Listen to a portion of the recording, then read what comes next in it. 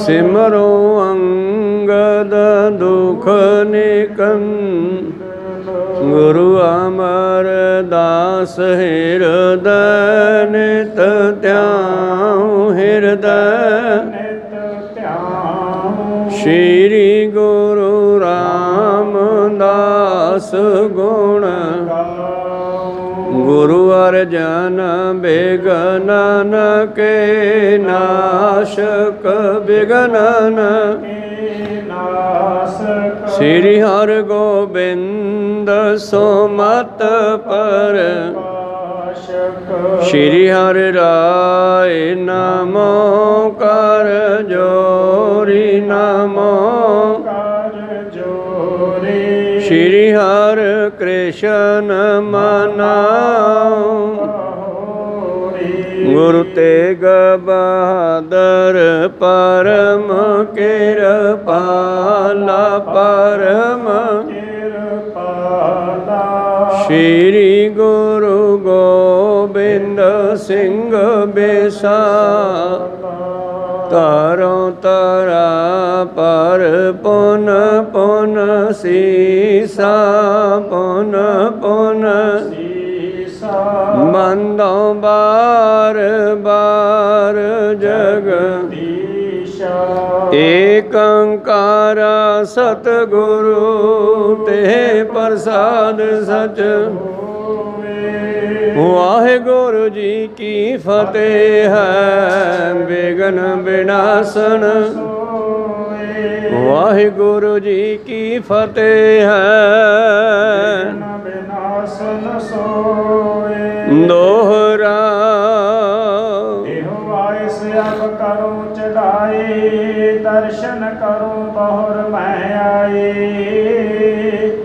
श्री मुख ते मुसकत फुरमायो दर्शन होए रहे जिम पायो। वाहिगुरु जी का खालसा वाहिगुरु जी की फतेह। आओ गुरु प्यारे गुरु सवारे सतसंगी जनों, रोजाना की तरह पातशाह जी की अपार किरपा बख्शिश का सदका पिछले पहरां दे दीवान सजाउंदे होए आप जी गुरु चरनां विखे हाजरियां लवा रहे हो।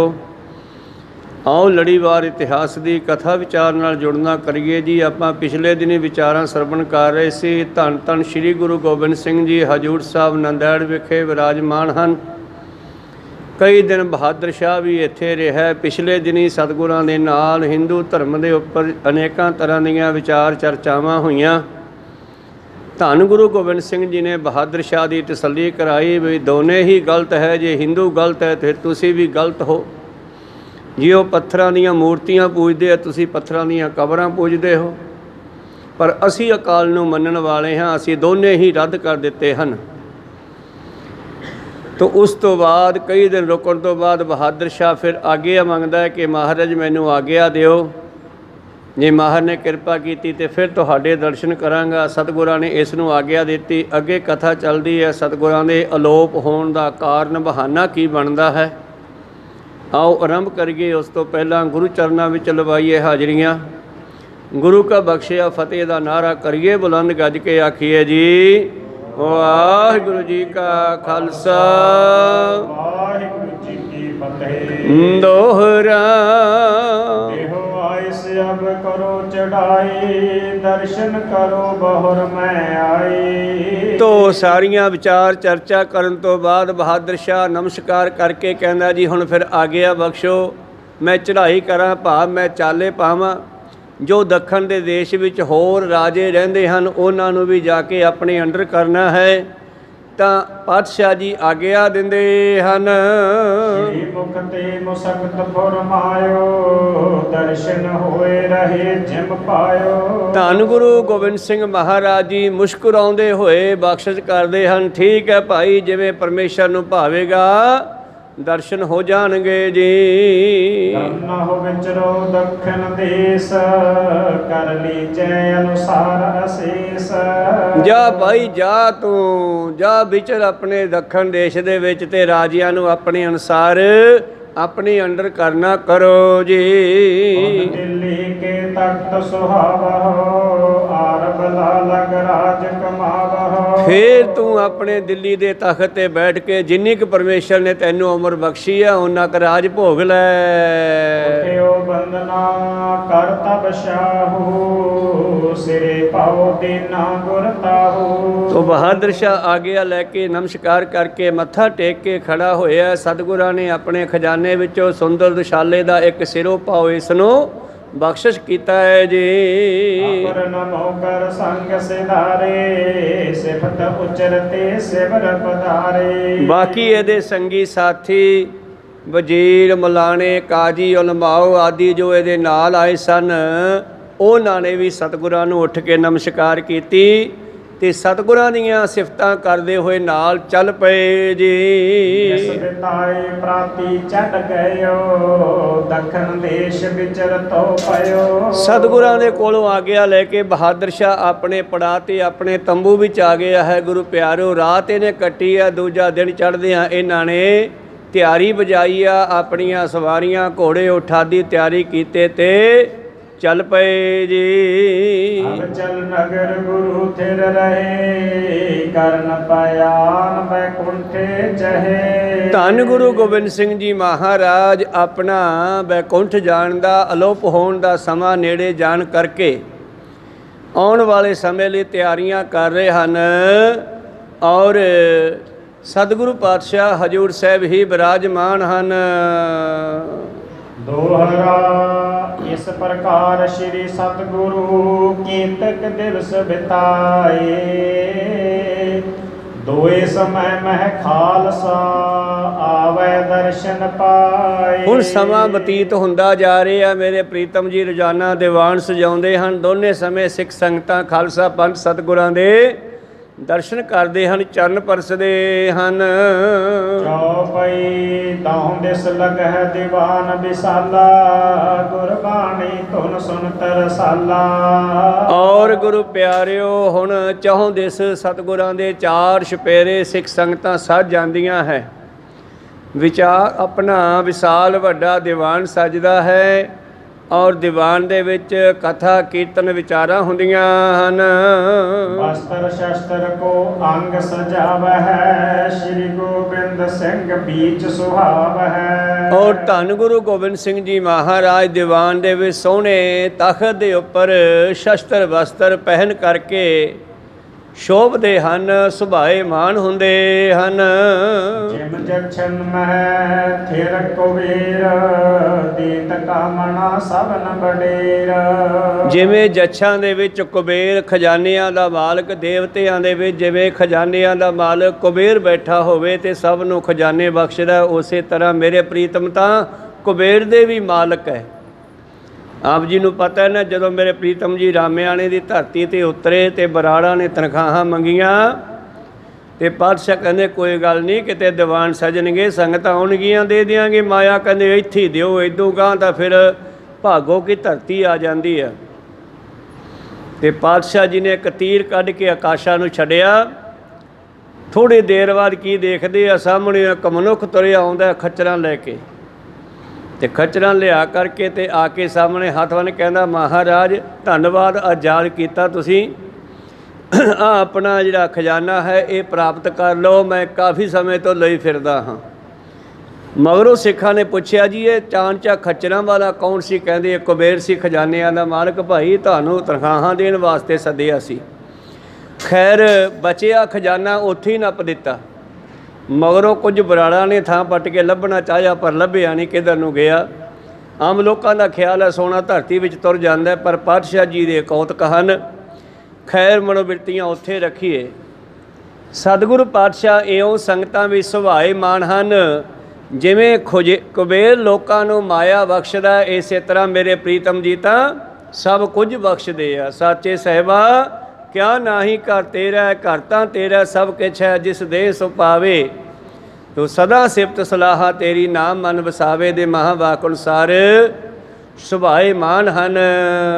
ਇਤੋਂ ਦੇਵਤਾ ਬ੍ਰਿੰਦਨ ਵਿਖੈ ਰਾਜ ਸੱਚੀ ਜੁਤ ਸੁਰ ਪਤਰ ਵਿਖੈ। ਜਿਵੇਂ ਦੇਵਤਿਆਂ ਦੇ ਵਿੱਚ ਇੰਦਰਾਣੀ ਸਹਿਤ ਇੰਦਰ ਬੈਠਾ ਹੋਵੇ।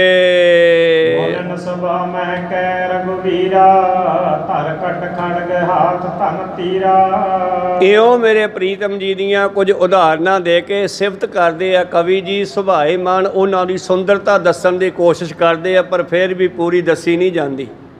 ਜਿਵੇਂ ਕਹਿੰਦੇ ਰਾਮਚੰਦਰ ਰਿਸ਼ੀਆਂ ਮੁਨੀਆਂ ਦੇ ਵਿੱਚ ਧਰ ਕੱਟ ਖੜਗ ਕਮਰ ਕਸੇ ਦੇ ਵਿੱਚ ਸ਼ਸਤਰ ਸਜਾ ਕੇ ਹੱਥ ਵਿੱਚ ਤੀਰ ਕਮਾਨ ਲੈ ਕੇ ਬੈਠਾ ਹੋਵੇ ਜੀ।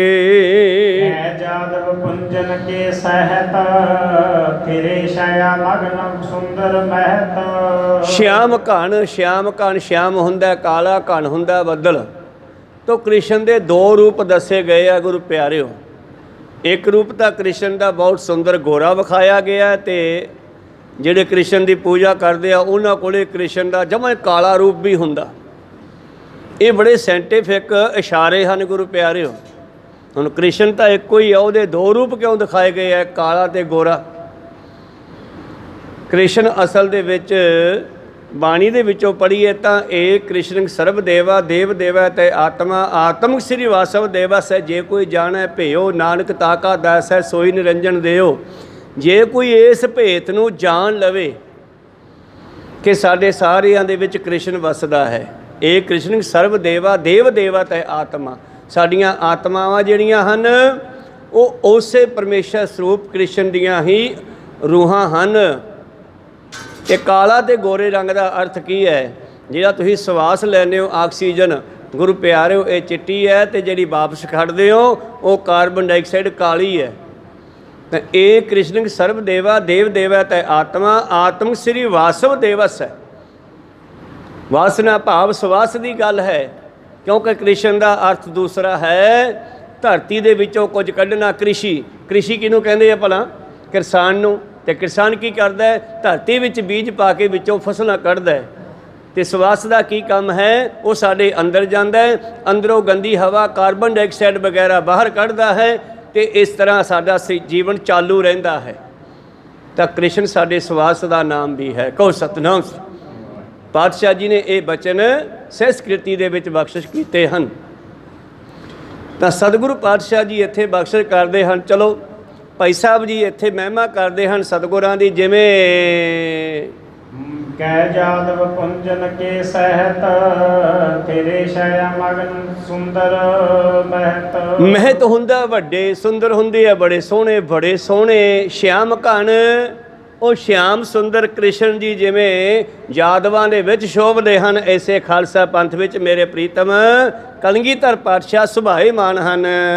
ਕਿਰਪਾ ਕਟਾਸ਼ਨ ਤੇ ਅਬਲੋਕ ਕਰਤ ਸ਼ਨਕ ਮੈਂ ਦਾਸ ਅਸ਼ੋਕ। ਔਰ ਬੈਠੇ ਬੈਠੇ ਸਤਿਗੁਰੂ ਸਭ ਦੇ ਉੱਤੇ ਨਿਗਾਹ ਮਾਰਦੇ ਆ, ਔਰ ਆਪਣੇ ਦਸਕਾਂ ਦੇ ਉੱਤੇ ਕਿਰਪਾ ਕਟਾਖਿਆ ਟੇਢਾ ਝਾਕ ਕੇ ਕਦੇ ਇੱਧਰ ਕਦੇ ਇੱਧਰ ਦੇਖ ਕੇ ਕੀ ਕਰਦੇ ਹਨ? ਮਾਨੋ ਕਿਰਪਾ ਕਟਾਖਿਆ ਅਵਲੋਕਨ ਕੀਨੋ ਦਾਸ ਕਾ ਦੁਖ ਬਿਦਾਰਿਓ। ਅਸ਼ੋਕ ਦਾ ਮਤਲਬ ਹੁੰਦਾ ਸ਼ੋਕ ਰਹਿਤ, ਗਾਵਾਂ ਤੋਂ ਰਹਿਤ। ਮੇਰੇ ਪ੍ਰੀਤਮ ਜੀ ਸੁਭਾਏਮਾਨ ਆਪਣੇ ਸਵੇਸ਼ਰ 8 ਉੱਪਰ ਬਿਰਾਜਮਾਨ ਹਨ, ਔਰ ਸਾਰਿਆਂ ਉੱਪਰ ਆਪਣੀ ਕਿਰਪਾ ਦ੍ਰਿਸ਼ਟੀ ਪਾ ਕੇ ਕਿਰਪਾ ਕਟਾਖਿਆ ਕਰਕੇ ਸਭ ਦੇ ਸ਼ੋਕਾਂ ਦਾ ਗਾਵਾਂ ਦਾ ਖਾਤਮਾ ਕਰ ਰਹੇ ਹਨ। ਸੁਭ ਉਪਦੇਸ਼ ਦੇਤ ਸਭ ਕਾਹੂ ਜਤਾ ਕਲਪ ਮਨ ਨਿਜ ਸਿਖ ਮਾਹੂ। ਕਪਲ ਮੁਨੀ ਇੱਕ ਰਿਸ਼ੀ ਹੋਇਆ ਹੈ। ਉਹਨੇ ਵੀ ਗੁਰੂ ਪਿਆਰਿਓ ਜਿਹੜੇ 4 ਵੇਦ ਹਨ, ਇਹਨਾਂ 4 ਵੇਦਾਂ ਦੇ ਅੱਗੇ ਜਿਹੜੇ 6 ਸ਼ਾਸਤਰ ਬਣੇ ਆ ਨਾ, ਉਹ 4 ਵੇਦਾਂ ਦੀ ਕਥਾ ਕਰਕੇ ਬਣੇ ਆ। ਪਹਿਲਾਂ ਬ੍ਰਹਮਾ ਨੇ 4 ਵੇਦ ਰਚੇ ਨਰੋਲ, ਫਿਰ ਉਹਨਾਂ ਵੇਦਾਂ ਦੇ ਅਰਥ ਕੀਤੇ, ਉਹ ਤੋਂ 6 ਸ਼ਾਸਤਰ ਬਣੇ। ਉਹਨਾਂ 6 ਸ਼ਾਸਤਰਾਂ ਵਿੱਚ ਵੀ ਕੁੱਲ ਐਸੀਆਂ ਗੱਲਾਂ ਰਹਿ ਗਈਆਂ ਜਿਹੜੀਆਂ ਸਮਝ ਨਹੀਂ ਸੀ ਆਉਂਦੀਆਂ। ਫਿਰ ਉਹਨਾਂ 6 ਸ਼ਾਸਤਰਾਂ ਤੋਂ ਅੱਗੇ 27 ਸਿਮਰਤੀਆਂ ਬਣੀਆਂ, ਨਾਲ ਕਹਾਣੀਆਂ ਸਾਖੀਆਂ ਲਾ ਕੇ, ਜਿਵੇਂ ਆਪਾਂ ਸ਼ਬਦ ਦੀ ਕਥਾ ਕਰਦੇ ਹੋਏ ਨਾਲ ਕੋਈ ਨਾ ਕੋਈ ਸਾਖੀ ਨਾਲ ਸਰਵਣ ਕਰਦੇ ਹਾਂ। ਤਾਂ ਸਾਖੀ ਨਾਲ ਲਾਉਣ ਦਾ ਮਤਲਬ ਹੁੰਦਾ ਕਿ ਸ਼ਬਦ ਖੁੱਲ੍ਹ ਜਾਵੇ, ਪੂਰਾ ਕਲੀਅਰ ਹੋ ਜਾਵੇ। ਪ੍ਰੀਤਮ ਜੀ ਵੀ ਇਸ ਬਚਨ ਨੂੰ ਬਾਣੀ ਵਿੱਚ ਕਿਉਂ ਕਹਿੰਦੇ ਆ? ਇੱਕ ਸ਼ਬਦ ਹੈ ਜਿਹਦੇ ਵਿੱਚ ਬੇਅੰਤ ਸਾਖੀਆਂ ਨਿਕਲ ਆਉਂਦੀਆਂ। ਸੁਣ ਸਾਖੀ ਮਨ ਜਾ ਪਿਆਰ ਅਜਾਮਲ ਉਦਰਿਆ ਕਹਿ ਏਕ ਵਾਰ, ਗਣਕਾ ਉਦਰੀ ਹਰ ਕਹੈ ਤੋਤ, ਮਨ ਸਿਮਰ ਤੂੰ ਹੋਹੇ ਮੋਖ। ਜਦ ਇਹ ਪੂਰਾ ਸ਼ਬਦ ਤੁਸੀਂ ਵਿਚਾਰੋਗੇ ਨਾ, ਇਹਦੇ ਵਿੱਚ ਕੋਈ 18-20 ਸਾਖੀਆਂ ਬਣ ਸਕਦੀਆਂ। ਕਹੋ ਸਤਨਾਮ। ਜੇ ਇਹਦਾ ਵਿਸਥਾਰ ਕਰ ਲਈਏ ਤਾਂ ਇਹ ਕਈ ਘੰਟੇ ਗੁਰੂ ਪਿਆਰਿਓ ਇਹਦੀ ਕਥਾ ਜਿਹੜੀ ਆ ਪੂਰੀ ਨਹੀਂ ਹੋ ਸਕਦੀ। ਖੈਰ, ਜਿਹੜੀਆਂ 27 ਸਿਮਰਤੀਆਂ ਬਣੀਆਂ ਸ਼ਾਸਤਰਾਂ ਤੋਂ ਅੱਗੇ, ਉਹਨਾਂ ਦੇ ਵਿੱਚ ਅਨੇਕਾਂ ਤਰ੍ਹਾਂ ਦੀਆਂ ਸਾਖੀਆਂ ਕਹਾਣੀਆਂ ਲਾ ਕਰਕੇ ਉਹ 27 ਗ੍ਰੰਥ ਬਣ ਗਏ। ਇਸੇ ਤਰ੍ਹਾਂ ਹੀ ਜਿਵੇਂ ਕਹਿੰਦੇ ਕਪਲ ਮੁਨੀ ਆਪਣੇ ਸਿੱਖ ਭਾਵ ਚੇਲਿਆਂ ਨੂੰ ਉਪਦੇਸ਼ ਦਿੰਦਾ, ਮੇਰੇ ਪ੍ਰੀਤਮ ਜੀ ਵਿਚਾਰਵਾਨ ਦੀਵਾਨ ਵਿੱਚ ਬਿਰਾਜਮਾਨ ਹੋ ਕਰਕੇ ਸਿੱਖ ਸੰਗਤਾਂ ਨੂੰ ਅਨੇਕਾਂ ਤਰ੍ਹਾਂ ਦੇ ਸੁੰਦਰ ਉਪਦੇਸ਼ ਬਖਸ਼ਦੇ ਹਨ। ਬ੍ਰਹਮ ਗਿਆਨ ਕੋ ਕਰਤ ਉਚਾਰਨ, ਜਿਮ ਚਤੁਰਾਨਨ ਕੇਵਲ ਕਾਰਨ। ਔਰ ਮੇਰੇ ਪ੍ਰੀਤਮ ਜੀ ਤਾਂ ਸਭ ਨੂੰ ਮੁਕਤੀ ਦਾ ਗਿਆਨ ਵੀ ਬਖਸ਼ਦੇ ਹਨ। ਬ੍ਰਹਮ ਗਿਆਨ ਕੋ ਕਰਤ ਉਚਾਰਨ, ਬ੍ਰਹਮ ਗਿਆਨ ਦਿੰਦੇ ਹਨ। ਜਿਵੇਂ ਬ੍ਰਹਮਾ ਪਰਮਗਤੀ ਦੇਣ ਵਾਸਤੇ ਬ੍ਰਹਮ ਗਿਆਨ ਦਾ ਉਚਾਰਨ ਕਰਦੇ ਹਨ। ਕਹਿ ਕਹਿ ਸੇਵਕ ਹੋਤ ਸਹਾਈ, ਜਿਮ ਪਦਮਾ ਪਤ ਤੁਰ ਤੂਰ ਨ ਧਾਈ। ਪਦਮਾਪਤੀ ਵਿਸ਼ਨੂੰ, ਮਾਇਆ ਦਾ ਮਾਲਕ ਵਿਸ਼ਨੂੰ। ਜਿਵੇਂ ਕੋਈ ਵਿਸ਼ਨੂੰ ਨੂੰ ਯਾਦ ਕਰਦਾ, ਉਹਦਾ ਉਪਾਸਕ ਉਹਦੀ ਮਦਦ ਕਰਦਾ ਹੈ। ਇਸੇ ਤਰ੍ਹਾਂ ਹੀ ਮੇਰੇ ਪ੍ਰੀਤਮ ਜਿੱਥੇ ਵੀ ਉਹਨਾਂ ਨੂੰ ਯਾਦ ਕੀਤਾ ਜਾਂਦਾ, ਤੁਰੰਤ ਉਹਦਾ ਮਦਦ ਕਰਦੇ ਆ। ਐਸੀਆਂ ਕਿਤਨੀਆਂ ਸਾਖੀਆਂ, ਜਦੋਂ ਐਮਰਜੈਂਸੀ ਕਿਸੇ ਵੀ ਸਿੱਖ ਨੇ ਸਤਿਗੁਰਾਂ ਨੂੰ ਯਾਦ ਕੀਤਾ ਤੇ ਤੁਰੰਤ ਸਤਿਗੁਰਾਂ ਨੇ ਉਸ ਦੀ ਰਕਸ਼ਾ ਕੀਤੀ। ਚਾਹੇ ਉਹ ਹੈਦਰਾਬਾਦ ਦੇ ਰਾਜਿਆਂ ਨੂੰ ਜੇਲ੍ਹ ਵਿੱਚੋਂ ਕੱਢਣਾ। ਇੱਕ ਛੋਟੀ ਜੀ ਸਾਖੀ, ਮੇਰੇ ਪ੍ਰੀਤਮ ਜੀ ਅਨੰਦਪੁਰ ਸਾਹਿਬ ਬਿਰਾਜਮਾਨ ਹੈ। ਇੱਕ ਦਾਦਾ ਤੇ ਇੱਕ ਪੋਤੀ। ਪੋਤੀ ਛੋਟੀ ਹੈ, ਦਾਦਾ ਬਜ਼ੁਰਗ ਹੈ। ਦੋਨੇ ਦਾਦਾ ਪੋਤੀ ਜਿਹੜੇ ਆ ਗੁਰੂ ਸਾਹਿਬ ਦਰਸ਼ਨਾਂ ਨੂੰ ਜਾ ਰਹੇ ਆ। ਆ ਸਰਸਾ ਨਦੀ ਪਾਰ ਕੀਤੀ ਹੈ, ਨਦੀ ਨੂੰ ਪਾਰ ਕਰਕੇ ਅਗਲੇ ਪਾਸੇ ਲੰਘੇ। ਅਗਲੇ ਪਾਸੇ ਲੰਘ ਕੇ ਤੁਰੇ ਜਾ ਰਹੇ ਆ ਗੁਰੂ ਪਿਆਰਿਓ ਅਨੰਦਪੁਰ ਸਾਹਿਬ ਦੇ ਵੱਲ ਨੂੰ। ਰਸਤੇ ਵਿੱਚ ਧੂਣੀ ਪਾ ਕੇ ਕੁਝ ਮਨੁੱਖ ਬੈਠੇ ਆ ਤੇ ਇਹਨਾਂ ਨੇ ਵੀ ਠੰਡ ਕਰਕੇ ਸੇਕਣ ਦੀ ਸਲਾਹ ਕੀਤੀ। ਉਸ ਧੂਣੀ ਕੋਲ ਚਲੇ ਗਏ। ਧੂਣੀ ਦੇ ਉੱਤੇ ਕੁਝ ਪਠਾਨ ਬੈਠੇ ਸਨ, 3-4। ਜਦ ਉਹਨਾਂ ਨੇ ਇਸ ਲੜਕੀ ਨੂੰ ਦੇਖਿਆ, ਉਹਨਾਂ ਦੀ ਅੱਖ ਮੈਲੀ ਹੋਈ ਤੇ ਉਹਨਾਂ ਨੇ ਉਸ ਬਜ਼ੁਰਗ ਨੂੰ, ਉਸ ਬੱਚੀ ਨੂੰ ਬੇਅਦਬ ਕਰਨ ਦੀ ਸਲਾਹ ਕੀਤੀ। ਤੇ ਜਦੋਂ ਹੀ ਗੁਰੂ ਪਿਆਰਿਓ ਉਹਨਾਂ ਪਠਾਨਾਂ ਨੇ ਇੱਦਾਂ ਸੋਚਿਆ, ਉਸ ਬੱਚੀ ਦੀ ਬਾਂਹ ਫੜੀ ਤੇ ਗੁਰੂ ਪਿਆਰਿਓ ਉਸ ਬਜ਼ੁਰਗ ਦੇ ਮੁੱਖੋਂ, ਬੱਚੀ ਦੇ ਮੁੱਖੋਂ ਨਿਕਲਿਆ, ਬਚਾਓ ਸਤਿਗੁਰੂ। ਹਜੇ ਇਹਨਾਂ ਦੇ ਮੂੰਹ ਚੋਂ ਸਤਿਗੁਰੂ ਸ਼ਬਦ ਪੂਰਾ ਨਹੀਂ ਹੋਇਆ ਤੇ ਉਧਰੋਂ ਆਵਾਜ਼ ਆਈ, ਘਬਰਾਓ ਨਾ ਮੈਂ ਆ ਗਿਆ। ਆਵਾਜ਼ ਆਈ, ਪਰ ਆਵਾਜ਼ ਤੋਂ ਪਹਿਲਾਂ ਇੱਕ ਤੀਰ ਆਇਆ ਜਿਹੜਾ ਉਸ ਪਠਾਨ ਦੀ ਛਾਤੀ 'ਚ ਆ ਕੇ ਵੱਜਿਆ। ਕਹੋ ਸਤਿਨਾਮ। ਤੇ ਛਾਤੀ ਡਿੱਗ ਪਿਆ। ਜਦੋਂ ਪਠਾਨ ਡਿੱਗ ਪਿਆ ਕਹਿੰਦੇ, ਤੇ ਡਿੱਗਣ ਤੋਂ ਬਾਅਦ ਫਿਰ ਦੂਜੇ ਜਿਹੜੇ ਪਠਾਨ ਸਨ ਉਹਨਾਂ ਨੇ ਵੇਖਿਆ ਵੀ ਇਹ ਤੀਰ ਕਿੱਧਰੋਂ ਆ ਗਿਆ, ਲੱਗਦਾ ਇਹਨਾਂ ਦਾ ਗੁਰੂ ਆ ਗਿਆ ਹੈ। ਤੇ ਇਸ ਤਰ੍ਹਾਂ ਗੁਰੂ ਪਿਆਰਿਓ ਫਿਰ ਦੁਸ਼ਟ ਭੱਜ ਗਏ। ਇਸ ਤਰ੍ਹਾਂ ਸਤਿਗੁਰੂ ਐਸੇ ਹਨ, ਜਦੋਂ ਵੀ ਕਿਸੇ ਸਿੱਖ ਨੇ ਭੀੜ ਪੈਣ ਤੇ ਕਿਤੇ ਵੀ ਯਾਦ ਕੀਤਾ ਮੇਰੇ ਪ੍ਰੀਤਮ ਨੂੰ, ਤੁਰੰਤ ਪਾਤਸ਼ਾਹ ਨੇ ਉਹਨਾਂ ਦੀ ਮਦਦ ਕੀਤੀ। ਜਿਵੇਂ ਕਹਿੰਦੇ ਹਿੰਦੂ ਮਤ ਵਿੱਚ ਵਿਸ਼ਨੂੰ ਮਦਦ ਕਰਦੇ ਹਨ। ਦਾਤਮ ਮੈਂ ਨਿਸ਼ਚਾ ਨਿਸ ਦਿਨ, ਜਥਾ ਅਡੋਲ ਸ਼ੰਭੂ ਕੋ ਟਿਕ ਮਨ। ਆਨੰਦ ਆਤਮ ਮੈਂ ਨਿਸ਼ਚਾ ਨਿਸ ਦਿਨ, ਆਨੰਦ ਆਤਮ ਅਸਲ ਦੇ ਵਿੱਚ ਜਿਹੜਾ ਸਿਮਰਨ ਹੈ ਨਾ ਗੁਰੂ ਪਿਆਰਿਓ, ਜਿਹੜਾ ਸਿਮਰਨ ਅਸੀਂ ਜੰਮਣ ਤੋਂ ਵੀ ਪਹਿਲਾਂ ਕਰਦੇ ਸੀਗੇ। ਇਹ ਗੱਲ ਆਪਾਂ ਨੂੰ ਇੱਥੋਂ ਹੀ ਆਪਾਂ ਖੁੰਝ ਗਏ ਹਾਂ। ਪੰਜਵੇਂ ਪਾਤਸ਼ਾਹ ਕਹਿੰਦੇ, ਮਾਤ ਗਰਭ ਮੈਂ ਆਪਨ ਸਿਮਰਨ ਦੇ, ਤਹਿ ਤੁਮ ਰਾਖਣ ਹਾਰੇ। ਮਾਂ ਦੇ ਗਰਭ ਦੇ ਵਿੱਚ ਕਿਹੜਾ ਸਿਮਰਨ ਕਰਦੇ ਸੀ, ਉੱਥੇ ਕਿਹੜਾ ਰਾਮ ਜਾਂ ਕਿਹੜਾ ਵਾਹਿਗੁਰੂ ਕਹਿੰਦੇ ਸੀ ਆਪਾਂ। ਭਾਵ ਉਹ ਨਿਰੱਖਰ ਸੀਗਾ, ਬਿਨਾਂ ਅੱਖਰਾਂ ਤੋਂ ਜਿਹੜਾ ਸਿਮਰਨ ਸੀਗਾ। ਭਗਤ ਕਬੀਰ ਸਾਹਿਬ ਜੀ ਕਹਿੰਦੇ, ਜਹ ਬੋਲਤੈ ਅਛਰ ਆਵਾ, ਜਹ ਅਬੋਲ ਤੈ ਮਨ ਨਾ ਰਹਾਵਾ। ਬੋਲ ਅਬੋਲ ਮਦ ਹੈ ਸੋਈ, ਜਸ ਉਹ ਹੈ ਤਸ ਲਖੈ ਨਾ ਕੋਈ। ਉਹ ਤਾਂ ਲਖਣ ਦਾ ਸਿਮਰਨ ਹੈ, ਦੇਖਣ ਦਾ ਸਿਮਰਨ ਹੈ, ਉਹ ਬੋਲਣ ਦਾ ਥੋੜ੍ਹਾ ਹੀ ਆ। ਮਾਂ ਦੇ ਗਰਭ ਦੇ ਵਿੱਚ ਬੱਚਾ ਆਪਣੇ ਨਿਜ ਸਰੂਪ ਨਾਲ ਜੁੜਿਆ ਹੋਇਆ ਸੀ। ਕਹੋ ਸਤਨਾਮ ਸ੍ਰੀ। ਜਿਹੜਾ ਇੱਥੇ ਪਾਤਸ਼ਾਹ ਬਖਸ਼ਿਸ਼ ਕਰਦੇ ਹਨ, ਆਨੰਦ ਆਤਮ, ਆਤਮਾ ਦੇ ਜੁੜ ਕੇ ਆਨੰਦ ਲੈਣਾ। ਆਨੰਦ ਆਤਮ ਮੈਂ ਨਿਸ਼ਚਾ ਨਿਸ ਦਿਨ, ਭਾਵ ਦਿਨ ਰਾਤ ਮੇਰੇ ਪ੍ਰੀਤਮ ਆਪਣੇ ਅੰਤਰ ਆਤਮੇ ਨਾਲ ਜੁੜੇ ਰਹਿੰਦੇ। ਜਥਾ ਅਡੋਲ ਸ਼ੰਭੂ ਕੋ ਦ੍ਰਿੜ ਮਨ। ਜਿਸ ਤਰ੍ਹਾਂ ਸ਼ਿਵ ਜੀ ਦੀ ਸਮਾਧੀ ਬੜੀ ਤਕੜੀ ਮੰਨੀ ਹੈ। ਜਦੋਂ ਇਹ ਸਮਾਧੀ ਵਿੱਚ ਬੈਠ ਜਾਂਦਾ ਹੈ ਤੇ ਕਈ ਮਹੀਨੇ ਕਹਿੰਦੇ ਆਪਣੇ ਧਿਆਨ ਨੂੰ ਬਾਹਰ ਨਹੀਂ ਕੱਢਦਾ। ਇਸੇ ਤਰ੍ਹਾਂ ਮੇਰੇ ਪ੍ਰੀਤਮ ਜੀ ਨੇ ਉਹ ਸਿਮਰਨ ਸਾਰੇ ਸਿੱਖਾਂ ਨੂੰ ਵੀ ਬਖਸ਼ਿਸ਼ ਕੀਤਾ ਹੈ। ਪਰ ਆਪਾਂ ਇੱਥੋਂ ਭੁੱਲ ਗਏ ਹਾਂ ਤੇ ਸਤਿਗੁਰ ਨੇ ਸਾਨੂੰ ਨਿਤਨੇਮ ਦਾ ਇੱਕ ਪਾਠ ਬਣਾ ਕੇ ਦਿੱਤਾ ਬਾਣੀ ਵਿੱਚ, ਜਿਹੜਾ ਸਿੱਖ ਦਾ ਰੈਗੂਲਰ ਨਿਤਨੇਮ ਹੈ। ਚੌਥੇ ਪਾਤਸ਼ਾਹ ਜੀ ਦਾ ਬਚਨ ਹੈ, ਗੁਰ ਸਤਿਗੁਰ ਕਾ ਜੋ ਸਿੱਖ ਅਖਾਏ। ਸਭ ਤੋਂ ਪਹਿਲਾਂ ਕੀ ਲਿਖਿਆ, ਭਲਕੇ ਉੱਠ ਹਰ ਨਾਮ ਧਿਆਵੈ। ਉੱਠਣ ਸਾਰ ਬਹਿ ਜਾਓ, ਕੁਰਲੀ ਕਰਕੇ ਬਹਿ ਜਾਓ, ਹੱਥ ਮੂੰਹ ਧੋ ਕੇ ਬਹਿ ਜਾਓ। ਭੱਜ ਦੌੜ ਦੀ ਬਜਾਏ ਉੱਠਣ ਸਾਰ ਜਿੱਥੇ ਉੱਠੇ ਹੋ, ਭਾਵੇਂ ਉਸੇ ਮੰਜੇ ਤੇ ਬਹਿ ਜਾਓ, ਭਾਵੇਂ ਕਿਤੇ ਸਾਈਡ ਤੇ ਬਹਿ ਜਾਓ।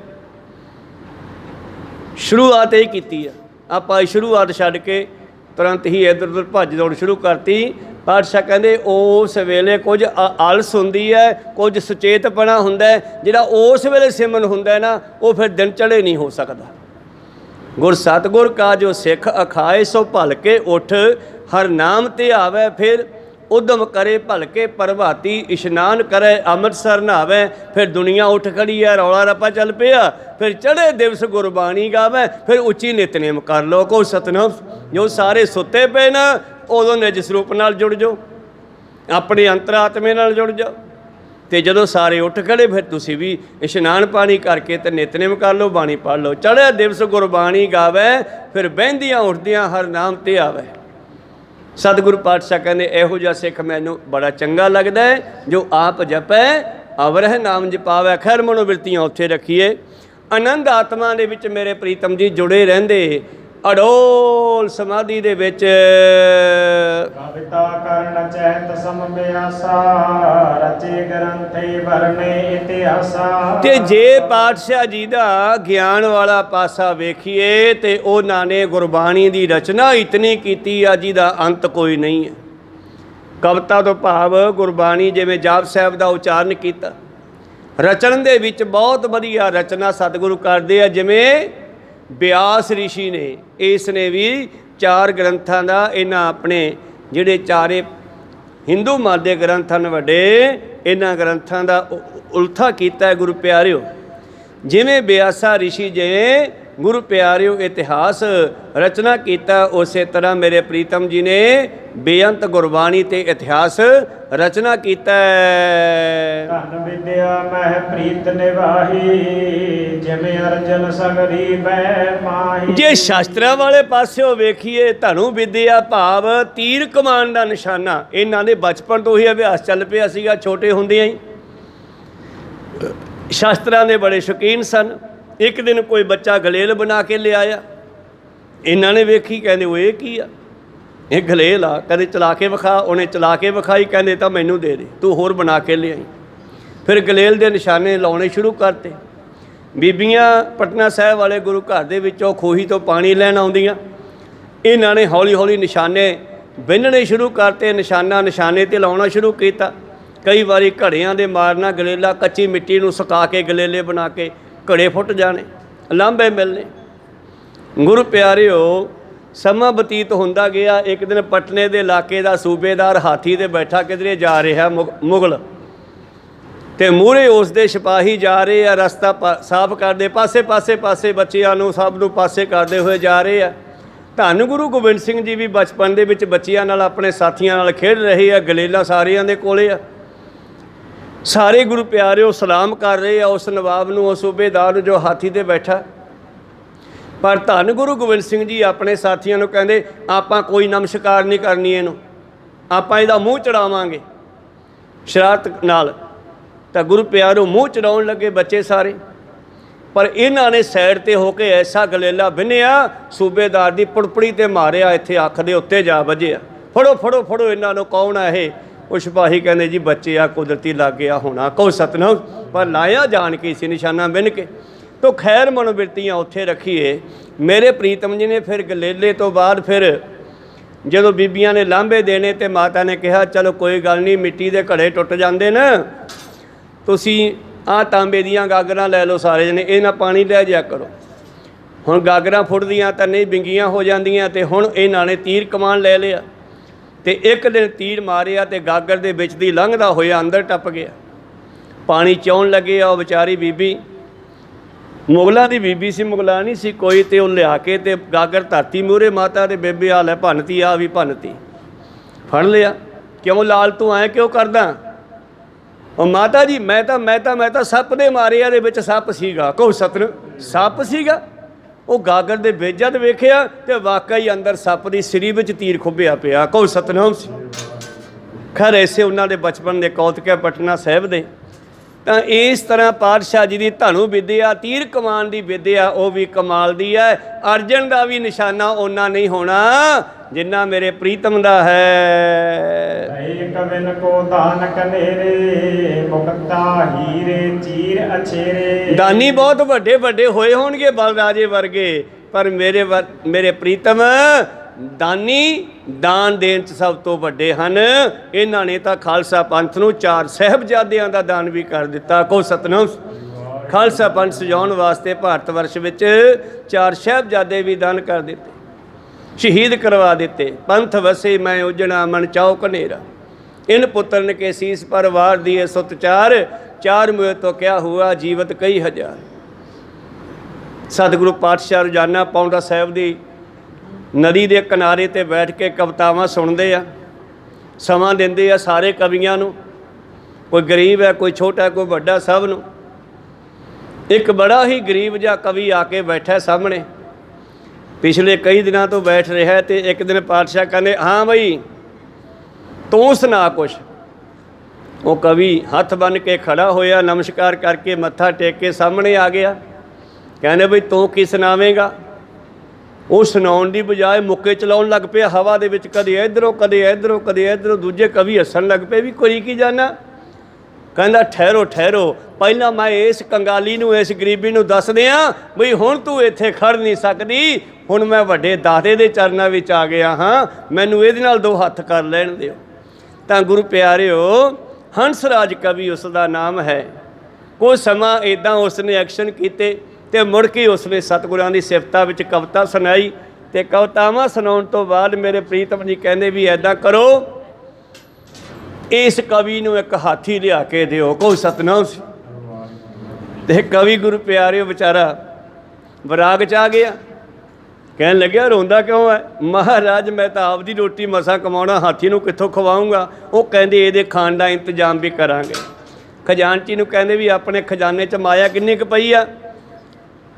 उन्हें खजाने का हिसाब किताब ला के हीरे जवाहरात मोती सोना चांदी कहंदे जी 18,000 मोहर ते होर माया पई आ। कहंदे सारी पा लिया थैलियां च, ते सारी माया थैलियां विच पा के हाथी दे हौदे च रखती। ते गुरु प्यारिओ उस तो बाद ਸਿੰਘਾਂ ਨੂੰ कहन लगे भी ਇਹਦੇ नाल जाओ, मूहरे नगारा लाओ, हाथी घोड़े उत्ते रख के ते नगारे दे नाल ढोल बजाउंदे नगारा बजाउंदे इहनूं घरे छड्ड के आओ। ते जिस वेले पहाड़ां दे विचों दी आनंदपुर साहिब दी आपां पौंटा साहिब दी गल है, जिस वेले जान लगे अपने घर वाल नूं पहाड़ी इलाके नूं, अगों कहंदे एक राजे ने खड़का सुनिया नगारा वजन दा। वो अंदरों उठ के बाहर आ गया भी कोई राजा आ रहा है, कोई चढ़ाई करके तो नहीं आ रहे, आए कौन आ रहे है। हथ बन के खड़ गया नेड़े आके हाथी दे नाल ਸਿੰਘਾਂ ਦਾ जथा 20-25 ਸਿੰਘ ਆ नाल, मूहरे नगारा बजदा जा रहे। हथ बन कहना जी तुसी कित्थों दे राजे हो? हंसराज कहना मैं तो कितों का भी राजा नहीं। कहंदे फिर तू इन्ने जाहो जलाल नाल हाथी ते किवें बैठा? कहना मैं गुरु नानक दे घर दा एक गरीब कवि हाँ। कहने गुरु नानक घर दे गरीब कवि इहो ਜਿਹੇ है, ते जिहड़े इस घर दे अमीर होणगे वो किड्डे वड्डे होणगे। कहो सतनाम सी। तो उस कवि नूं पातशाह जी ने 18,000 मोहर ते होर चांदी दे रुपये उस दिन तक जिन्ना खजाने च माल पिया सारा ही देता। कहने चल ले जा। कहो सतनाम सी। जे दानी कहिए तो दानियां दा भी अंत नहीं, पर सब तो वड्डे मेरे प्रीतम हन। पावन कर कल समीप ही रहे, पायो दरब जित चित चहै। हाँ 52 कवि तां सतगुर दे नाल पक्के तौर ते रहिंदे सन। ते जो मांगे ठाकुर अपने, ते मेरे प्रीतम ने जो बाणी च लिखिया ना ਉਹਦੇ ਉੱਤੇ बहुत सारे प्रैक्टिकल भी कीते आ। इच्छा पूर्वक सर्व सुख दाता हर, जाके वस है काम धेना, सो ऐसा हर ध्याईया मेरे जीअड़े, तां सर्व सुख पावै मेरे मना। जब मन सतनाम सदा सतनाम हालत पालत, मुख उजल होई है नित्याई है हर पुरख निरंजना। इस करके 52 कविता प्रीतम कोल हमेशा रहिंदे। और गुरु प्यारिओ मना मूही ग्रंथ लिखिया गया सीगा कवितावां रच रच के। ਜਦੋਂ ਅਨੰਦਪੁਰ ਸਾਹਿਬ ਨੂੰ ਛੱਡਣ ਵੇਲੇ ਉਹ ਗ੍ਰੰਥ ਦੀ ਸੇਵਾ ਸੰਭਾਲ ਨਾ ਹੋ ਸਕੀ ਤਾਂ ਉਸ ਨੂੰ ਸਰਸਾ ਨਦੀ ਦੇ ਵਿੱਚ ਹੀ ਭੇਟ ਕਰਨਾ ਪਿਆ। ਕੋ ਸਤਨਾਮ ਸੀ। ਤੋ ਖੈਰ 52 ਕਵੀ ਰੋਜ਼ਾਨਾ ਅਨੇਕਾਂ ਕਵਿਤਾਵਾਂ ਰਚਦੇ ਹਨ ਔਰ ਮੂੰਹੋਂ ਮੰਗਿਆ ਇਨਾਮ ਵੀ ਪ੍ਰਾਪਤ ਕਰਦੇ ਹਨ। ਭਾਰਤ ਆਦਿਕ ਗ੍ਰੰਥ ਬਣਾਏ, ਛੰਦ ਬੰਦ ਭੁਨਿਆਨ ਮਨ ਭਾਏ। ਔਰ ਗੁਰੂ ਪਿਆਰਿਓ ਭਾਰਤ ਆਦਿ ਗ੍ਰੰਥ ਬਣਾਏ, ਛੰਦਾਬੰਦੀ ਕਰਕੇ ਗੁਣਵਾਨਾਂ ਨੇ ਭਾਵ ਕਵੀਆਂ ਨੇ ਜਿਹੜੇ ਪੁਰਾਣੇ ਗ੍ਰੰਥ ਸਨ ਉਹਨਾਂ ਦੇ ਉਲਥੇ ਵੀ ਕੀਤੇ। ਦਸਮ ਗ੍ਰੰਥ ਦੇ ਵਿੱਚ ਜੇ ਸਾਨੂੰ ਗੁਰਬਾਣੀ ਦੇ ਕੁਝ ਐਸੇ ਸ਼ਬਦ ਹੈ ਜੇ ਉਹਨਾਂ ਦਾ ਵਿਸਥਾਰ ਜਾਣਨਾ ਪੈ ਜੇ ਨਾ ਤੇ ਤੁਹਾਨੂੰ ਗੁਰਬਾਣੀ ਚੋਂ ਨਹੀਂ ਮਿਲਣਾ। ਉਹਨੂੰ ਜਾਣਨ ਵਾਸਤੇ ਦਸਮ ਗ੍ਰੰਥ ਪੜ੍ਹਨਾ ਪਊਗਾ, ਕਿਉਂਕਿ ਉਹ ਕਈ ਸ਼ਬਦ ਐਸੇ ਆ ਜਿਹੜੇ ਹਿੰਦੂ ਮੱਤ ਦੇ ਆ ਉਲਥਾ ਕਰਦੇ ਆ। ਉਹਨਾਂ ਦਾ ਵਿਸਥਾਰ ਦਸਮ ਗ੍ਰੰਥ ਵਿੱਚ ਹੈ ਤੇ ਸਤਿਗੁਰੂ ਪਾਤਸ਼ਾਹ ਜੀ ਨੇ ਹਿੰਦੂ ਮੱਤ ਦੀਆਂ ਮੇਨ ਗੱਲਾਂ ਦੇ ਉਲਟੇ ਕਰਾ ਕੇ ਦਸਮ ਗ੍ਰੰਥ ਦੇ ਵਿੱਚ 24 ਅਵਤਾਰਾਂ ਦੀ ਕਥਾ ਚੜਾ ਦਿੱਤੀ। ਤੇ ਫਿਰ ਅੱਗੇ ਜਾ ਕੇ ਕੀ ਲਿਖਦੇ ਆ, ਅਬ ਮੈਂ ਆਪਣੀ ਕਥਾ ਬਖਾਨੋ ਤਬ ਸਾਧ ਜੇ ਵਿਦ ਮੋਹਿ ਆਨੋ। ਫਿਰ ਆਪ ਦੀ ਗੱਲ ਸ਼ੁਰੂ ਕਰਦੇ ਆ ਔਰ ਉਸ ਤੋਂ ਬਾਅਦ ਫਿਰ ਅੱਗੇ ਬਾਬੇ ਨਾਨਕ ਦੀ ਗੱਲ ਸ਼ੁਰੂ ਕਰਕੇ 9ਵੇਂ ਪਾਤਸ਼ਾਹ ਤੱਕ ਗੱਲ ਕਰਕੇ ਫਿਰ ਆਪ ਦੀ ਗੱਲ ਫੇਰ ਕਰਦੇ ਹਨ। ਖੈਰ ਮਨੋਬਿਰਤੀਆਂ ਉੱਥੇ ਰੱਖੀਏ। ਉਹਨਾਂ 52 ਕਵੀਆਂ ਦੇ ਕੋਲੋਂ ਸਤਿਗੁਰਾਂ ਨੇ ਬਹੁਤ ਸਾਰੇ ਵੱਡੇ ਗ੍ਰੰਥ ਛੰਦਾਬੰਦੀ ਵਿੱਚ ਗੁਰਮੁਖੀ ਦੇ ਵਿੱਚ ਕਰਵਾਉਣੇ ਕੀਤੇ। ਜਥਾ ਬਿਕਰਮਾ ਜੀਤ ਉਧਾਰਾ, ਦਿਓ ਦਾਨ ਤਿਮ ਜਸ ਵਿਸਤਾਰਾ। ਬਿਕਰਮਾਜੀਤ ਰਾਜਾ ਹੋਇਆ, ਇੱਕ ਬਲ ਰਾਜਾ ਹੋਇਆ ਜਿਨ੍ਹਾਂ ਨੇ ਬਹੁਤ ਦੁਨੀਆ ਵਿੱਚ ਦਾਨ ਕੀਤਾ। ਬਲ ਰਾਜਾ ਤਾਂ ਐਸਾ ਰਾਜਾ ਸੀਗਾ ਕਿ ਇਹਦੇ ਦਰ ਤੇ ਆ ਕੇ ਕੋਈ ਜੋ ਵੀ ਮੰਗ ਲੈਂਦਾ ਉਹੀ ਦਿੰਦਾ ਸੀ। ਸਤਿਗੁਰ ਕੇ ਗੁਣ ਕਵਿਨ ਬਖਾਨੇ, ਸ਼ੇਸ਼ ਸ਼ਾਰਦਾ ਲੱਖ ਸੁਖ ਚਾਨੇ। ਔਰ ਕਵੀਆਂ ਨੇ ਸਤਿਗੁਰਾਂ ਦੀ ਮਹਿਮਾ ਦੇ ਵਿੱਚ ਐਸੀਆਂ ਕਵਿਤਾਵਾਂ ਰਚੀਆਂ ਸੱਚੀਆਂ ਜੋ ਉਹਨਾਂ ਦੇ ਅੰਦਰ ਗੁਣ ਸਨ, ਉਹ ਰਚਨਾ ਕੀਤੇ ਜਿਨ੍ਹਾਂ ਨੂੰ ਸੁਣ ਕੇ ਸ਼ੇਸ਼ਨਾਗ ਤੇ ਸ਼ਾਰਦਾ ਸਰਸਵਤੀ ਕਵੀ ਹਿੰਦੂ ਮਤ ਨੇ ਮੰਨੀ ਹੈ, ਜਿਹੜੀ ਗਿਆਨ ਦੀ ਦਾਤੀ ਮੰਨਦੇ ਆ ਕਵੀ ਲੋਕ। ਕਹਿੰਦੇ ਸਰਸਵਤੀ ਤੇ ਸ਼ੇਸ਼ਨਾਗ ਵੀ ਇੰਨੀ ਮਹਿਮਾ ਨਹੀਂ ਕਰ ਸਕਦਾ ਜੈਸੀ ਮਹਿਮਾ ਕਵੀਆਂ ਨੇ ਮੇਰੇ ਪ੍ਰੀਤਮ ਕਲਗੀਧਰ ਦੀ ਕੀਤੀ ਆ। ਲੀਲਾ ਕਰੀ ਮਾਨਵੀ ਜੈਸੇ, ਕੁਸ਼ਕ ਕਰੀ ਵਰਣਨ ਮੈਂ ਤੈਸੇ। ਔਰ ਸਤਿਗੁਰਾਂ ਨੇ ਲੀਲਾ ਹੁੰਦਾ ਕੌਤਕ, ਕੁਝ ਮਨੁੱਖਾ ਜੀਵਨ ਵਾਲੇ ਕੌਤਕ ਕੀਤੇ। ਤਾਕਤ ਤਾਂ ਬੜੀ ਸੀਗੀ, ਜੇ ਚਾਹੁੰਦੇ ਤਾਂ ਹਰਨ ਭਰਨ ਜਾਕਾ ਨੇਤਰ ਫੋੜ ਤਿਸ ਕਾ ਮੰਤਰ ਨਾ ਜਾਣੇ। ਹੋਰ ਚੁਟਕੀ ਮਾਰ ਕੇ ਮੁਗਲਾਂ ਦਾ ਰਾਜ ਖਤਮ ਕਰ ਸਕਦੇ ਸੀ, ਪਰ ਫਿਰ ਵੀ ਉਹ ਸ਼ਕਤੀ ਨੂੰ ਆਪਣੇ ਅੰਦਰ ਜਰ ਕੇ ਮਨੁੱਖਾ ਜੀਵਨ ਦੇ ਵਿੱਚ ਰਹਿ ਕਰਕੇ ਮਨੁੱਖਾ ਵਰਗੇ ਕੌਤਕ ਕਰਦੇ ਰਹੇ, ਜੋ ਮੈਂ ਆਪ ਜੀ ਨੂੰ ਸੁਣਾਉਣੇ ਕੀਤੇ ਹਨ। ਮਿਸਰੀ ਗਿਰ ਬਪੀਨ ਕਾ ਭਾਵੈ, ਜਿਤਕ ਸ਼ਕਤ ਸੋ ਬਦਨ ਉਠਾਵੈ। ਕਹਿਣ ਲੱਗੇ ਇਸ ਦਰ ਦੇ ਉੱਤੇ ਜਿੱਡਾ ਕੋਈ ਭਾਂਡਾ ਲੈ ਆਉਂਦਾ ਹੈ ਓਨਾ ਕੁ ਦਾਤਾਂ ਇੱਥੋਂ ਲੈ ਜਾਂਦਾ। ਤੇ ਭਾਂਡਾ ਕੋਈ ਉਹ ਨਹੀਂ ਵੀ ਜਿਹੜੇ ਪਿੱਤਲ ਸਟੀਲ ਦੇ, ਭਾਂਡਾ ਭਾਵ ਹਿਰਦਾ। ਜਿਹੋ ਜਿਹਾ ਹਿਰਦਾ ਜਿਹੋ ਜਿਹੀ ਭਾਵਨਾ ਲੈ ਕੇ ਇੱਥੇ ਆਉਂਦਾ ਹੈ ਉਨੀਆਂ ਦਾਤਾਂ ਲੈ ਜਾਂਦਾ ਹੈ। ਜਿਵੇਂ ਮਿਸ਼ਰੀ ਦਾ ਪਹਾੜ ਹੋਵੇ ਤੇ ਕੀੜੀ ਜਾਵੇ ਮਿਸ਼ਰੀ ਲੈਣ ਤੇ ਫਿਰ ਉੱਥੋਂ ਜਿੰਨਾ ਕੁਝ 'ਚ ਤਾਕਤ ਹੈ ਉਨੀ ਕੁ ਡਲੀ ਚੱਕ ਕੇ ਲਿਜਾ ਸਕਦੀ ਆ। ਸਾਰਾ ਤਾਂ ਨਹੀਂ ਲਿਜਾਇਆ ਜਾਂਦਾ, ਪਰ ਜਿੰਨੀ ਕੁ ਲਿਜਾ ਸਕਦੀ ਆ ਲੈ ਜੇ। ਐਸਾ ਗੁਰੂ ਨਾਨਕ ਦਾ ਘਰ ਹੈ। ਇੱਕ ਦਿਨ ਬੈਠੇ ਸਹਿਜ ਸੁਭਾਏ, ਚਾਉ ਦਿਸ ਵਿਖੈ ਸਿੰਘ ਸਮੁਦਾਏ। ਇੱਕ ਸਾਖੀ ਇੱਥੇ ਭਾਈ ਸਾਹਿਬ ਜੀ ਸਾਨੂੰ ਸਰਵਣ ਕਰਾਉਂਦੇ ਆ। ਕਹਿੰਦੇ ਇੱਕ ਦਿਨ ਮੇਰੇ ਪ੍ਰੀਤਮ ਦੇ 4 ਛਪੇਰੇ ਸਿੰਘ ਬੈਠੇ ਹਨ। ਉਦਰ ਪਠਾਨ ਤਬੈ ਚਲ ਆਇਓ, ਕਰ ਸਲਾਮ ਕੋ ਸੀਸ ਨਿਭਾਇਓ। ਇੱਕ ਪਠਾਨ ਦਾ ਪੁੱਤਰ ਜਿਹੜਾ ਹੈ ਸਤਿਗੁਰਾਂ ਦੀ ਹਜ਼ੂਰੀ ਵਿੱਚ ਆਇਆ ਹੈ। ਸ਼ਮਸ਼ ਨਹੀਂ ਜਿਸ ਮੁਖ ਪਰ ਆਈ, ਭਰੀ ਨਹੀਂ ਬਹੁ ਤਨ ਤਰੁਣਾਈ। ਹਜੇ ਕਿਸ਼ੋਰ ਅਵਸਥਾ ਵਿੱਚ ਹੈ, ਬਚਪਨ ਨਹੀਂ ਹੈ, ਜਵਾਨ ਵੀ ਨਹੀਂ ਹੋਇਆ, ਬਸ 13-14 ਸਾਲ ਦਾ ਇਹ ਬੱਚਾ ਹੈ। ਗੁਲ ਖਾਂ ਇਸ ਦਾ ਨਾਮ ਹੈ ਸ਼ਾਇਦ। ਕਹਿੰਦੇ ਇਹ ਪਠਾਨ ਦਾ ਪੁੱਤਰ ਜਿਸ ਦੇ ਚਿਹਰੇ ਤੇ ਹਜੇ ਦਾੜੀ ਵੀ ਨਹੀਂ ਆਈ, ਸ਼ਮਸ਼ ਦਾੜੀ ਵੀ ਨਹੀਂ ਆਈ ਮੁਖ ਤੇ, ਔਰ ਇਤਨਾ ਹਜੇ ਵੱਡਾ ਵੀ ਨਹੀਂ ਸੀਗਾ। ਅਦਬ ਸਾਥ ਆਗੇ ਰਹਿ ਖਰਿਓ, ਸ਼੍ਰੀ ਮੁਖ ਤੇ ਕਹਿ ਪੂਜਨ ਕਰਿਓ। ਇਸ ਪਠਾਨ ਪੁੱਤਰ ਨੇ ਆ ਕੇ ਮੇਰੇ ਪ੍ਰੀਤਮ ਦੇ ਸਾਹਮਣੇ ਆ ਕੇ ਹੱਥ ਬਨ ਕੇ ਖੜਨਾ ਕੀਤਾ। ਪ੍ਰੀਤਮ ਜੀ ਦੇਖ ਰਹੇ ਸਨ। ਕੌਣ ਮਰਦ ਦੀਨੋ ਕਿਨ ਆਵਨ, ਕੌਣ ਨਾਮ ਹੈ ਕਰੋ ਬਤਾਵਨ। ਪ੍ਰੀਤਮ ਜੀ ਕਹਿੰਦੇ ਉਹ ਬੁੱਚਿਆ ਪੱਤਰਾ ਗੱਲ ਸੁਣ, ਤੂੰ ਕੌਣ ਹੈ, ਕਿੱਥੋਂ ਆਇਆ, ਤੈਨੂੰ ਅੰਦਰ ਕਿਹਨੇ ਭੇਜਿਆ?